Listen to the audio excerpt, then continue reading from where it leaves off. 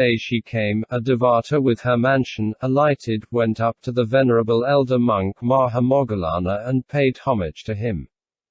To explain this she said, Lord of great majesty, I who have attained the psychic potency of devas, approach and honor you whose cankers are destroyed, who are stainless, imperturbable, seated in solitude alone in the forest.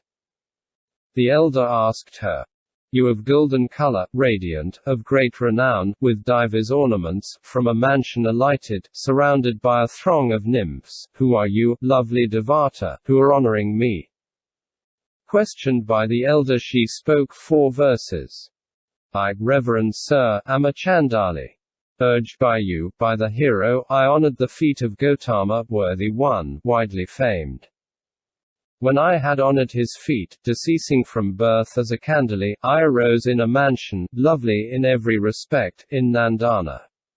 100,000 nymphs stand in attendance upon me.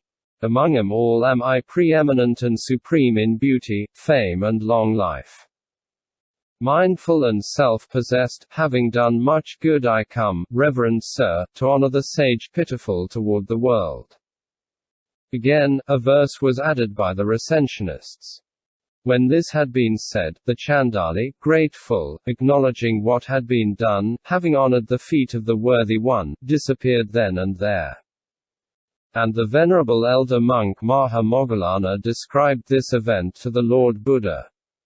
Taking it as a topic, the Lord taught Dharma to the company to whom it was of great benefit. Vimanavathu. Vimanavathu. Lovely lady's mansion. The Bhagava was dwelling at Savatthi in Jetavana, in Anathapindika's monastery. At that time in Kambila city there was a householder's son named Rohaka, with faith and joy, perfect in the practice of morality. There too in family of like circumstances was a young girl, with faith and joy, named Bada, because of the goodness of her nature. Now the mother and father of Rohaka asked for the girl, Bada, in marriage for their son, and at the proper time brought her and performed the marriage ceremony. The 2 of them lived a life of harmony. The woman, because of the perfection of her conduct, became commonly known as the lovely lady. At that time the 2 chief disciples and a retinue of 500 monks were making a tour of the country and arrived at Kambila. Rohaka learned of their arrival there, and joyfully went to the elders and their retinue. Rohaka listened with his wife and children to their teaching, accepted to the refuges and undertook to observe the 5 precepts. And his wife observed the observance days. Uposatha, fortnightly fasting and confession. And was altogether perfect in the practice of morality. And who was favored by devas. Through that very favor she brought to naught a wrong accusation that befell her, and the fame of her great purity and morality spread to the ends of the earth. Because she, who had remained by herself in Kambila city while her husband for business purposes was staying in Takasila. When the mood for amusement arose on a holiday, she, encouraged by her companions, was united with her husband after the household deva had taken her there by his own power. From that very meeting she conceived, was conducted back to Kambila city, and when in course of time her pregnant condition became known, she was suspected by her mother-in-law and others of being an adulteress. But through the power of that Devata himself, when Kambila city appeared as though it had been submerged in a great Ganges flood, she, by the powerful gale of her solemn declaration accompanied by her resolute determination for truth indicative of her chastity, made the disgrace falling upon her recede like the great flood of the Ganges with its turbulent waves. On being united with her husband, and displaying the seal ring and token which he had truly given her, she destroyed his suspicion and became honored by her husband, kinsfolk and all the world. Therefore it is said, the fame of her great purity and morality spread to the ends of the earth. Afterwards she died and was reborn in the realm of the 33. When the Bhagava had gone there from Savatthi and was seated on the Panduka Mabala rock at the foot of the coral tree. And as the company of Devas came up to the Bhagava and reverently greeted him, the lovely lady too approached and stood at one side. Then the Bhagava sighed. Then the Bhagava asked her about her deed she had done. Blue and yellow and black, crimson and red too, covered with filaments of many a color. A wreath of mandarava blossoms on your head you wear. These trees are found in no other realm, lady most wise. Why have you arisen, widely famed one, in the realm of the 33? Devata, when asked, tell of what deed this is the fruit.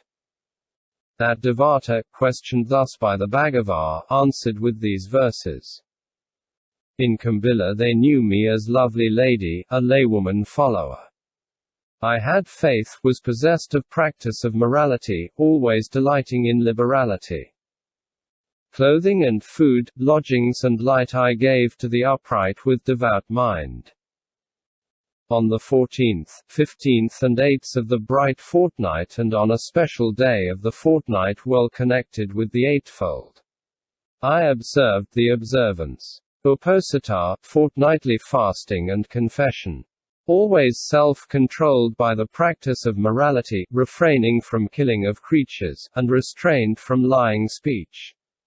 From theft and unchastity and the drinking of liquor far removed, delighting in the 5 rules of training, proficient in the Aryan truths. A laywoman follower of the One with vision, my life was one of diligence. With opportunity created, with good deeds done I roam through Nandana by my own luster. And to monks most merciful and compassionate, I gave food and to the pair of ascetics and the great sage, with opportunity created and good deeds done I roam through Nandana by my own luster. Ever did I observe the eightfold observance bringing unmeasured bliss. With opportunity created and good deeds done I roam through Nandana by my own luster. Vimanavathu. Vimanavathu. Sonadina's mansion. The Bhagava was dwelling in Savatthi, in Jetavana. At that time in Nalanda a laywoman follower named Sonadina, with faith and bliss, hospitably and with constant practice of morality and great purity waited on the monks with the 4 requisites and observed the observance. Uposatha, fortnightly fasting and confession. Consisting of the eightfold. She had the benefit of hearing Dharma, and because she was possessed of the qualifications developing the 4 truth as her topic of mation, she became a stream entrant. Sotapanna, first stage of spiritual awakening. Then, afflicted by a certain disease, she died and arose among the 33. The venerable elder monk Maha Moggallana questioned her with these verses. You who stand with surpassing beauty, Devata, are making all the quarters shining like the healing star. Because of what is your beauty such? Because so what do you prosper here, and there arise whatever are those delights that are dear to your heart.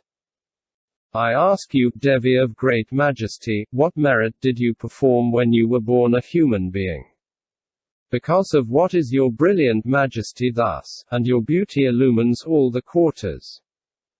That Devata, delighted at being questioned by Moggallana, when asked the question explained of what deed this was the fruit. In Nalanda, they knew me as Sonadina, a laywoman follower. I had faith, was possessed of practice of morality always delighting liberality. Clothing and food, lodgings and light I gave to the upright with a devout mind. On the 14th, 15th and 8th of the bright fortnight and on a special day of the fortnight well connected with the eightfold, I observed the observance. Uposatha, fortnightly fasting and confession. Always self-controlled by the practice of morality, refraining from killing of creatures, and restrained from lying speech. From theft and unchastity and the drinking of liquor far removed. Delighting in the 5 rules of training, proficient in the Aryan truths, I was a laywoman follower of Gautama, one with vision, widely famed. Because of this is my beauty such, because of this do I prosper here, and there arise whatever are those delights that are dear to my heart. I make known to you, monk of great majesty, what merit I performed when I was born a human being. Because of this is my brilliant majesty thus, and my beauty illumines all the quarters. Vimanavathu. Vimanavathu. Uposita's mansion. This is similar to the previous mansion, with the differences that here Uposita was a laywoman follower at Saketa, and that, after she had explained to the venerable elder monk Mahamoggallana how it had come about that her beauty now illumines all the quarters, she then told of a blemish of hers. Often I heard of Nandana, and yearning arose in me. My mind on it with longing set, I arose in Nandana. I did not do the asking of the teacher, the awakened one, kinsman of the sun. My mind was set on what was low, for which I am a repenter later. The elder said, How long a time, Uposita, here in the mansion will you dwell? Devata, when asked, Tell me if you know, how long will the lifespan be? 60,000 years and 3 crores of years, abiding here, great sage. On deceasing from here I will to companionship with human beings. The elder said, Do not fear, Uposita. You are declared by the self-awakened one to be an eminent stream entrant. Sotapanna, first stage of spiritual awakening. For you bad destination is got rid of. Vimanavathu. Vimanavathu. Nidas and Sunidas mansions. The 8th and 9th mansions have their origin in Rajagaha, and one must understand. A laywoman follower named Nida. Of Gautama, widely famed. Because of this is my beauty such. And the same for Sunida, exactly as has been said. Even in the verse there is nothing new. They are therefore omitted from some of the books on account of the repetition of lines. As has been said, with surpassing beauty. And your beauty illumines all the quarters. That Devata, delighted. This was the fruit. In Rajagaha, they knew me as Nida, a laywoman follower, Sunida. And my beauty illumines all the quarters. Vimanavathu. First almsgiver's mansion. The Bhagava was dwelling at Savatthi. And at that time in Uttaramadhura was a certain woman whose span of life had come to an end and who was due for rebirth in a state of woe. As the Bhagava, towards dawn, was emerging from an attainment of great compassion, and was surveying the world, he saw that woman. Desiring to establish her in a good rebirth, he went alone to Madhura and entered the outskirts of the town in search of alms. And at that time the woman had prepared food in her home, had set it aside, gone to the watering place with a pitcher, and bathed. She was returning home with the pitcher full when she saw the Bhagava, and said, Perhaps the Reverend Sir has already received alms. And when the Bhagava said, We shall receive, she knew that he had not yet received alms. So she set down her pitcher, went up to the Bhagava, paid homage to him and said, Reverend Sir, I will make an almsgiving. Permit me. The Bhagava gave consent by keeping silent. She, knowing his consent, went on ahead, prepared a seat in a place sprinkled and swept and stood watching for his arrival. He went in and sat down. She gave him to eat, and sat down. When his meal was finished and his hand withdrawn from bowl, the Bhagava gave thanks to her and went on his way. She heard his blessing and, experiencing great joy and happiness, not losing the joy caused by the Buddha, stood doing homage until he had passed out of view. After the passage of only a few days, she died and was reborn in the realm of the 33. Now the venerable elder monk Mahamoggallana, as he was touring among devas, saw the Devata who with the great psychic potency of Devas and with the great majesty of Devas was enjoying a Deva-like splendor, limits of which cannot be set even with a Buddha's knowledge. He inquired in these verses about the deed of merit done by her. The verse are like those preceding. You who stand with surpassing beauty, Devata, are making all the quarters shining like the healing star. Because of what is your beauty such? Because of what do you prosper here, and there arise whatever are those delights that are dear to your heart? I ask you, Devi of great majesty, what merit did you perform when you were born a human being?